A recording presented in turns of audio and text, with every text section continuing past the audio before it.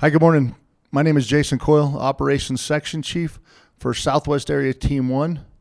And today is your Saturday, May 28th, operational update for the north zone of the Calf Canyon Hermits Peak Fire. Last night on our infrared flight, they recorded the perimeter at 314,228 acres.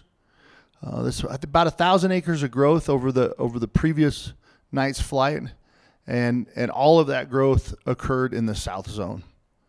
Right now, the fire is 48% contained.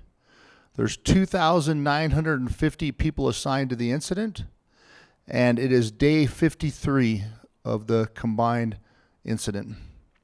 And today is going to be my last operational update. The Southwest Area Team 1 will be transitioning at 0700 tomorrow at 7 a.m. with PNW Team 2, so Pacific Northwest Team number 2. Their number is 2. They are also a Type 1 team. I've worked with them a lot in the past, and they are highly competent operators.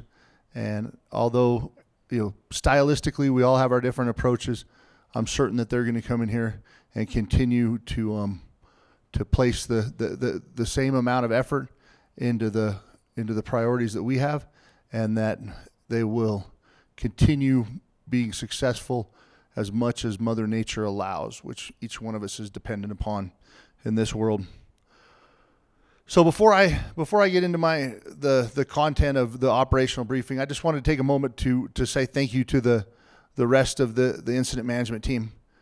So every morning when I come up here, I talk about how I'm part of the Southwest Area Incident Management Team. I don't know that it's really it's a weird name to begin with, an incident management team. It sounds like maybe we call people into our office and talk about how they can make more widgets or something. But that's I didn't get to name it, but I can tell you that there's functions within there that make it where it's possible for me to do what I need to do every day. And I just wanted to kind of highlight a little bit of that before we get going. Number one, as you know, the public information. It's of little use for us to have key information that needs to reach the people that are impacted by an incident if we don't have a mechanism to get it there. And so they provide that mechanism and help you all be able to understand what's going on better. And they also critique me and everybody else about when we're providing that information to make sure we do a good job and we don't just anchor into what we think is our approach should be, even if it's not conveying the message correctly. Those liaison officers, there's a ton of cooperators, there's a ton of stakeholders that we engage with every day.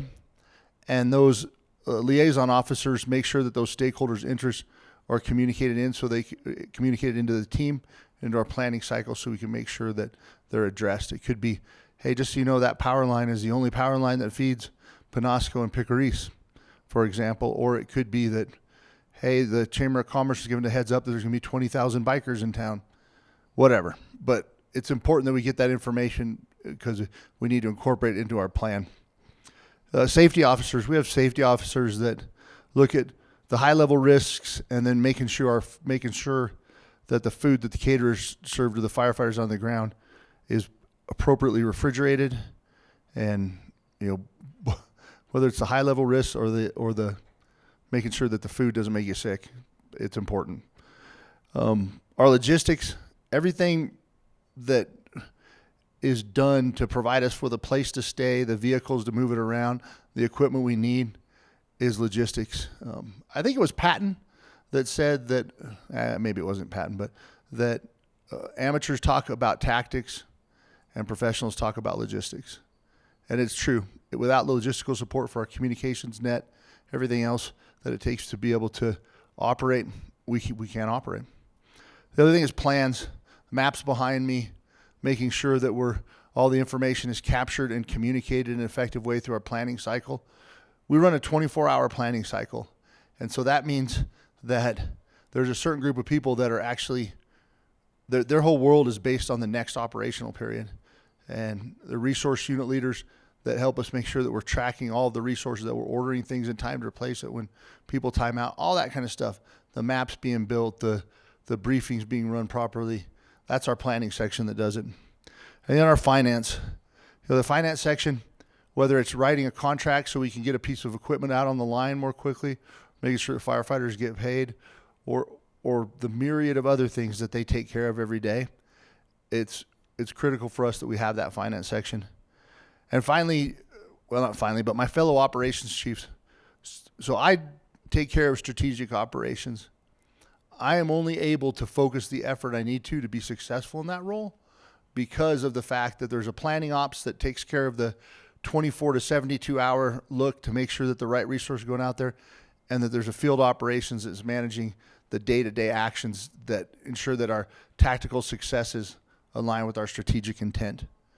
And then, because I'll get in trouble probably if I don't mention them, and actually I think that they are highly effective in their job as well, but our incident commanders, the people I work for that communicate the leader's intent down from the agency that hires us. So that's a team. It's a lot of people, and I'm certain that if there wasn't that level of support and professionalism in each one of those positions, that I wouldn't have the ability to focus on the issues that I need to focus on, to highlight those weak signals and make sure that we're developing the best strategy that we can for the incident. So with that, talking about strategy and what we're doing for the incident, this morning when I was going through my little process of appreciate the context, define the problem, develop an approach, which is a multi-day or it's a multiple times a day effort for me, I thought about what's the context that's different today that I need to appreciate that could lead to consequence. And a couple things came to mind. Number one is that aviation operations are going to be limited. Number two is that we have resources on the eastern zone that we've only been in command of for a day, and there may be a lack of clarity about their command and control environment, who they report up to. And then number three is the context is where's the heat? Where's the heat next to the line? And last night during our infrared, on that infrared flight, we get a level of detail on that flight that can be overwhelming if there's a lot of heat, and we kind of ignore it at that time. But then we get down to this level, it becomes very important. And what I mean is if you represented each little spot of heat with a pixel and the whole edge of the fire is on fire, then you just note that the edge is on fire. But when you get to the point that we are right now, then you look for each one of those sources of heat that could be a threat to the line. And so we're doing that today. And one of the ways we do that is we develop a search and destroy map. And what this search and destroy map is a blown up map of a portion of the fire. And there's a table at the top of it that has the latitude and longitude for every piece of heat that was detected that's close to the line or anything that may be across the line. And then armed with that seek and destroy map, crews in the field go out there and try to find those things that may be a threat. And if able, and if it's appropriate, we'll use the helicopters this morning before the wind picks up to be able to assist us with those efforts. But I can tell you that there's very few, and I'll go around the map and kind of and show you where they are. The other thing that I just want to say before I get to the map is that we inserted some repellers yesterday, and I'll show you where they're being inserted. But there's definitely a right tool for the right tool for the job approach that we try to take, and that is that there's certain things that they may not be used for a few days during the incident, and then we see an opportunity to use them. We're like, okay, this is the right place to do that. And the reason they're not used is because, everything's a finite resource when it comes to fighting fire. But specifically, if we choose to just go all in with all of our resources, even if it's some specialized resource on a part of the fire that is the only problem that we know about at the time, then when we need to access a piece of the fire line that only a specific resource can get to, we may not have that resource available to do it. So that's kind of the thing with repellers. You don't hear about them a lot, but the utility they provide in the unique environment that they operate in is critical to our success. And I'll show you, we'll start actually with where they are working today. All right, going to the map. Down here so to orient you, that's Hickorita Peak and the big ridge system, that's Skyline Divide, that goes all the way around to, still one of my hardest to say words, Chimiosis, and then to North Truchas Peak. And then you have the Serpent Lake Trail, and then you have the Horseshoe Lake Trail and the Horseshoe Lake itself right down here. This area of heat right here, we call them horseshoes, but then it gets confusing because there's Horseshoe Lake right there. But this portion of heat that goes back to the east and then back around like that, that's where we inserted those repellers yesterday. And because we saw smokes in there, and there's a concern that over the several days, as you get more of a southerly wind component, that some of that heat down here may move to the north and create a threat to the line. So what they're doing there today is they're evaluating, hey, is this stuff where the heat's closest, or the fires burn closest to the ridge itself? Is that a barrier? And if it's not a barrier, what can we do to create a barrier from fire moving from the south to the north through this area? The other thing that they're doing is they're starting to work along this edge and just put out all the heat that's north of that. Concurrent with those actions, the hotshot crews were working in here yesterday, and they got all the way around to this point. And when you look at the heat map, my seek and destroy map, there was no even pixels of heat in this whole area.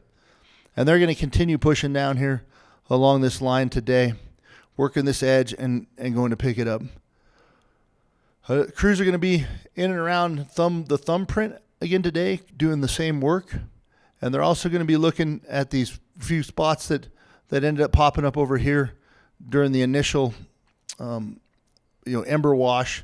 So that raining of firebrands that occurred that created this big spot, and make sure that everything is secure there. It's these things on the fringes, especially when they can catch the wind, that are of the highest priority for us. Going back around Division Mike, back towards Angostura and above Tres Ritos, is everything's looking really good along this edge. And by looking really good, there's no heat along it that we're able to note. The line is well established. They've got good cup trenches below it to catch any rolling material. They've cut open all the logs that may hold heat and position them on the slope so they won't roll away. And they've got pumps in place in these drainages to be able to tackle anything that or be able to extinguish anything that occurs in there. So going back down the 518 road, all of this continues to hold for several days. On the infrared map, there's one or two little dots of heat high up on the slope, and we'll ensure today, that there's no unburned fuels or canopies above them, to make sure that heat couldn't have a way to get up and then potentially spot across. Because even though this line has been in for several days and is held through previous wind events, we're still concerned because of the potential that would exist for northern fire growth if it was to spot across here. Going up down here to the 518 road to the Airwolf Hellowell, that's the big tank that we have. A lot of use out of that yesterday. They were able to work up here on this ridge and over here and make really short trips with the heavy helicopters and their big buckets. And that's excellent, because that's the reason that we went through all the effort of setting that up, is to make sure that trips with water tankers, everything else, are one thing, but the quicker we can turn those trips with a helicopter, the more work we can get done. All right, so up here to the east of where it says B032, there's a few pieces of spots of heat, isolated heat they call it, up here on this ridge. And crews are going to go in there today and assess those and look to see if they can get buckets on those before it starts. They were interior, but because our dozer line, we've talked about this for several days, this dozer line is off the fire's edge and there's some unburned fuel here, we pay particular attention to any heat in that sort of area. Everything to the north all the way up to Cerro Picacho is looking really good. No heat near the line. Hand line or mixed method line, which is a combination of hand line, dozer line, and road line, is all along the fire's edge and secure. Everything, there's a couple pieces of heat well interior near Martinez Pond that are going to be evaluated today. Go down onto the 121 and the Chacon. Everything along this edge down to the last bit of horseshoe that closed in on the east side is looking good. There's minimal heat, minimal smokes, and any smokes that we've identified are well interior. Continue to patrol this we'll continue to patrol this area and make sure that that none of those interior pockets of heat present a threat to the line. where the last place we closed up the perimeter here, brought it down to the road to the east of Holman Hill. This is the downside of the way that we burned that. I tried to be gentle with it and bring it down. And one of the conditions that we created is there's underburned fuels. So the fire moved through the ground and it preheated the canopy, but it didn't burn the canopy. And so there's a potential that if you got a little bit of a fire, a tree to torch out or something down on the bottom, that it would burn through those preheated canopies up to the top. Under the wind conditions that are predicted, we don't see that being a concern for as far as a threat to the line, but it would certainly be concerning if you're in the area and you all of a sudden see a column of smoke go up. So call it in if you do see that. Obviously, don't ignore it. But I guess what I'm trying to do is tell you that if you see smoke, call it in. If you see this fire at the bottom running up the top of the hill, it's not a threat to the line, at least under the conditions that are predicted. And there will be resources out in here making sure that if any spots land outside the line, that they can be taken care of. All right, the patrolling is going to continue all the way down the 518, all the way up the 434. Just making sure that we have eyes on the edge of this perimeter, even in the areas where it's had black around it and it's held and hasn't shown any heat for several days. Under the wind conditions over the next several days, we want to make sure that those areas are monitored closely. All right, going all the way over here to the west. So the dozer line down to Ripley Point is tied into the rock between Hickorita Peak and Ripley Point. And it continues, and it's completed all the way down to the monastery. The other dozer line, the contingency line that they're putting in through the Amole Fire Scar, past Gallegos Peak, past Cerro de Osa, and up through the Sardinas Canyon Fire, through over Serra Ola, and then to Cerro Vista on the northwest side of the Luna Fire Scar. They're continuing to make good progress on that line. It's still going to take several days to get the initial dozer line put in, and then the work done, and that work will continue till such time as the threat has been fully abated from any fire moving from the south. Up to the north, this northern control line, his work is ongoing with it as well. Last thing I wanted to tell you all before I hang up is that there's the fire that's down south in the wilderness in the southern zone. It as long as we get southwest winds, west-southwest winds, the modeling shows that fire moving back into the main fire itself. If under true south winds or southeast winds, there's a potential for it to move closer up here towards this ridge system. So we've fully briefed that with the incoming crews or the incoming team, and we're communicating with the team down south. Actually, I know that the Southwest Area Team 2 will be heading down there in a couple days to take over that area and work closely with those guys almost daily, and they're highly competent operators as well. And so everybody's communicating on that and the potential. I recognize why the South Zone is focusing on the southwest corner because of its proximity to the homes and the values down there. I know they haven't lost sight of that fire that's in the wilderness, and I look forward to overcome the coming days, being able to hear about opportunities being taken to take care of that stuff in the wilderness and remove that low probability but long-term potential threat to the areas up north. All right, with that ends my operational update. I appreciate each and every one of you for the feedback you've provided me to help me get better at doing these, and have a safe day. Thank you.